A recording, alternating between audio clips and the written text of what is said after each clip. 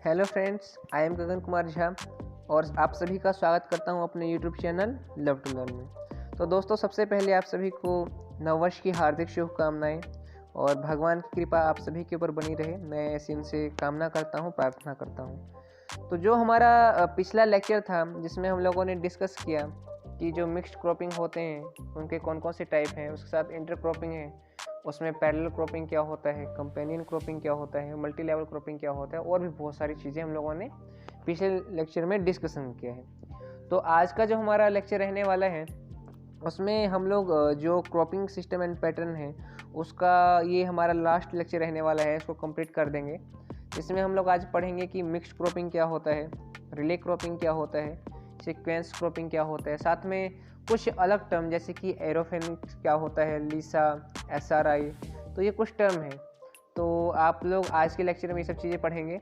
तो चलिए वीडियो को आगे बढ़ाते हैं और जो ये टर्म है इनके बारे में हम लोग जानते हैं।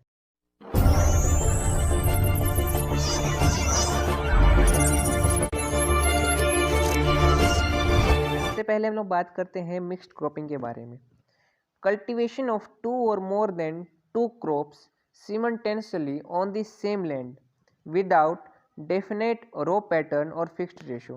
यानी कि जो मिक्स्ड क्रॉपिंग होता है उसमें क्या होता है कि हम लोग कल्टीवेशन करते हैं दो या उससे अधिक क्रॉप को एक साथ एक ही लैंड के ऊपर विद डिफाइनाइट रो पैटर्न और फिक्स्ड रेशो, एक फिक्स रेशो में, उसको हम लोग कहते हैं mixed cropping.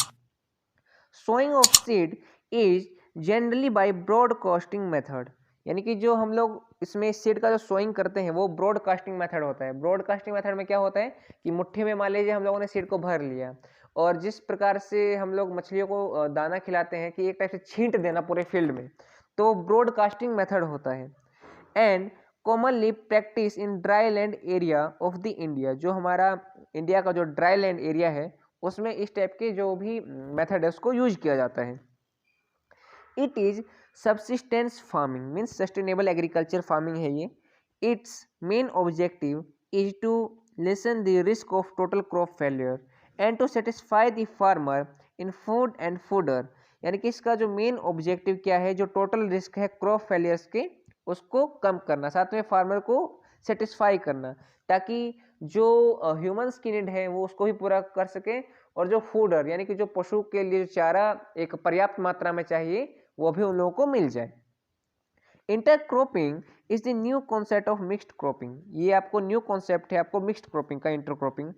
Scientific study of mixed cropping was first done by la flids, यानी कि दोस्तों इसको मैं हाईलाइट कर देता हूँ कि आप लोगों से कहीं पे भी ये क्वेश्चन पूछ लिया जाए कि जो मिक्स्ड क्रॉपिंग का जो प्रोसेस है, मीन्स स्टडी है, साइंटिफिक स्टडी फर्स्ट टाइम किसने किया था? The scientific study of mixed cropping firstly done by la flids. ये आप लोग को पता होना चाहिए, क्वेश्चन कई बार पूछ लिया जाता है कि who firstly study the scientific study of mixed cropping, तो आप लोग को ये पता होना चाहिए। सीक्वेंस और a sequential cropping, growing of two or more crop in a quick succession on the same piece of land in a farming year, यानी कि एक ही लैंड में एक ही फार्मिंग ईयर में एक या उससे अधिक क्रॉप को ग्रो करना। The sowing of the succeeding crop and harvesting of preceding crop may be done simultaneously और in a quick succession. Means क्या होता है दोस्तों, इसमें जब हम लोगों ने कोई भी क्रॉप लगाया है हमारा, उसका हार्वेस्टिंग का पीरियड आ गया, तो उसी हार्वेस्टिंग पीरियड टाइम में किसी अदर क्रॉप को ग्रो कर देना, सोन कर देना, उसको क्या कहते हैं हम लोग? Sequential cropping. Example, just after the harvesting of maize potato is sown and just after digging of potato chilli is sown. Sequential cropping is also called non-overlapping cropping because there is no overlap between the two or more cropping। आप लोग दोस्तों ये जो figure देख पा रहे होंगे इसमें क्या है, देखिए जो हमारा फर्स्ट क्रॉप है हमने इसको सोन किया, ठीक है, उसके बाद जब उसका हार्वेस्टिंग का जो पीरियड आया, जो आप लोग ये हार्वेस्टिंग का पीरियड देख पा रहे होंगे, तो यहाँ पे हार्वेस्ट किया, जब हार्वेस्ट कर रहे हैं हम लोग हमारे फर्स्ट क्रॉप को, तभी हम लोग क्या कर रहे हैं, जो हमारा सेकेंड क्रॉप है उसको सोन कर रहे हैं। उसी टाइप से जब हमारा जो सेकेंड क्रॉप है उसका हार्वेस्टिंग होगा, उसी टाइम हम लोग जो हमारा थर्ड क्रॉप है उसको सोइंग करेंगे। रेटोनिंग और रेटोन क्रॉपिंग में also be classify under sequential cropping, यानी कि दोस्तों जो रेटोनिंग या रेटोन क्रॉपिंग होता है ये आपको क्लासिफाई किया जाता है सिक्वेंशियल क्रॉपिंग के अंदर ही। नेक्स्ट है रिले क्रॉपिंग क्या होता है। Its concept has been derived from relay race in which 4 runners run in the field having flag in their hand. यानी कि दोस्तों ये जो कॉन्सेप्ट है रिले रेस के कॉन्सेप्ट के ऊपर बेस है। आपको पता ही होगा रिले रेस क्या होता है, उसमें कैसे हम लोग प्ले करते हैं। The first runner pass on its flag to succeeding partner and second to third, third to fourth runner. Relay cropping can be defined as growing 2 or more crops simultaneously during the part of the life cycle of each. यानी कि एक या उससे अधिक crop को grow करना जब उसका लाइफ साइकिल दोनों का कंप्लीट हो जाए उसके बाद। Succeeding crop planted before harvesting the preceding crop, यानी कि जब हम लोग इसमें क्या करते हैं कि जो सक्सीडिंग क्रॉप का है उसको प्लांटिंग किया जाता है जब हम लोग हार्वेस्टिंग करते हैं किसी भी एक प्रीसीडिंग क्रॉप को। Generally second crop is planted after the first crop has reached it's reproductive stage of growth but before it is ready for harvest, यानी कि जब हम लोग क्या करते हैं इसमें जो हमारा सेकेंड क्रॉप है उसका प्लांटेशन उस टाइम करते हैं जब हम लोगों ने जो फर्स्ट क्रॉप है उसको रिप्रोडक्टिव स्टेज पे पहुंचा दिया है, जब वो रिप्रोडक्टिव स्टेज का ग्रोथ कर रहा होता है और या फिर हार्वेस्ट के लिए वो रेडी होता है। Example, potato is planted before the harvesting of maize and radish is sown before harvesting of potato. पैरा बिहार एंड वेस्ट बंगाल और यूटेरा एमपी। क्रॉपिंग में बी एग्जाम्पल ऑफ रिले क्रॉपिंग। पैरा और यूटेरा cropping means sowing of the lentil before the harvesting of rice in lowland area. Planting of nursery crop may also be an example of relay cropping. Relay cropping is also called as overlapping cropping. इसमें क्या होता है, देखिए हम लोगों ने अपने first crop को क्या किया है, सोन किया है। उसके बाद जब उसका रिप्रोडक्टिव या फिर हार्वेस्टिंग पीरियड आने लग जाता है उसी टाइम हम लोग क्या करते हैं जो हमारा सेकेंड क्रॉप है उसका सोइंग करते हैं। उसके बाद उसको जब फर्स्ट क्रॉप को हार्वेस्टिंग कर लेते हैं उसके बाद जब ये सेकेंड क्रॉप अपने रिप्रोडक्टिव स्टेज के आसपास पहुंचता है तभी हम लोग थर्ड क्रॉप का सोइंग करते हैं। ये एक टाइप से रिले क्रॉपिंग एक रिले रेस की भांति ही है। Doctor Sher Singh Benz has suggested the following relay cropping pattern in north west part of the India। दोस्तों ये आप लोग को यानी कि हाईलाइट करना चाहिए इस पॉइंट को। यानी कि कौन थे, डॉक्टर शेर सिंह बेन, जिन्होंने सजेस्ट किया किसको, रिले क्रॉपिंग पैटर्न को इन इंडिया में। और क्या पैटर्न इन्होंने रखा था उसमें, मूंग मेज व्हीट और पोटैटो को एक साथ उन्होंने रिले क्रॉपिंग में लिया था। आगे है मल्टी लेवल क्रॉपिंग क्या होता है। System of cropping where short duration quick growing fruit and vegetable food and fodder crops are grow in between the interspace of principal horticultural fruit and plantation crop to utilize the leisure period of growth and development of principal crop।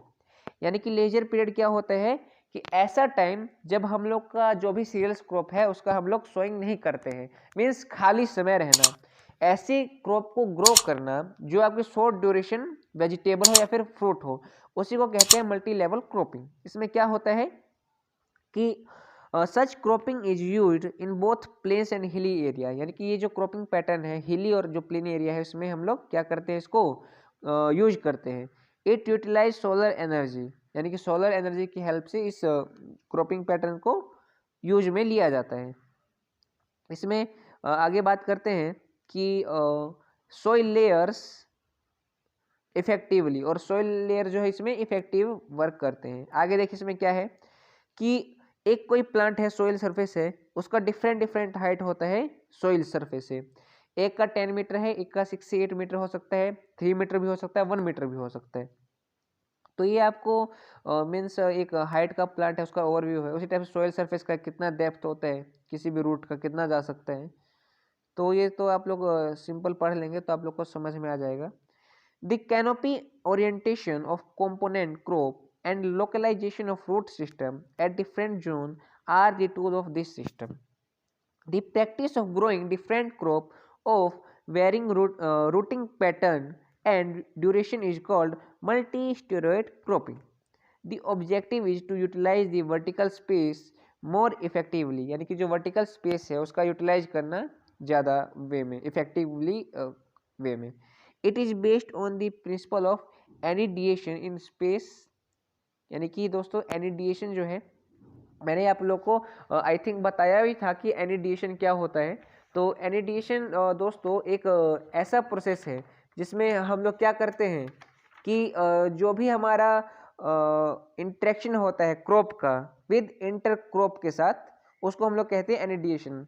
I think मैंने इसको अभी cover नहीं किया है, जो हमारा third chapter होगा उसमें हम लोग इस चीज़ को पढ़ेंगे, हमारा फर्स्ट टॉपिक ही होगा एनिडिएशन। तो इसमें हम लोग क्या कहते हैं, एग्जाम्पल के लिए कोकोनट प्लस में ब्लैक पेपर प्लस में कोकोआ और पाइनएप्पल, इन सब का हम लोग सोइंग करते हैं। Choice of crop for multiple intensive cropping. The crop should be arranged in such a way that allelopathic effect, temporary immobilization of nutrient, and depletion of nutrient from the same layer of soil do not occur. Legumes have a definite place in any cropping system because of their limited demand on resources like water, nutrient, and light. Their adaptability to varying environmental condition and capacity to fix atmospheric N in root nodule, N means nitrogen।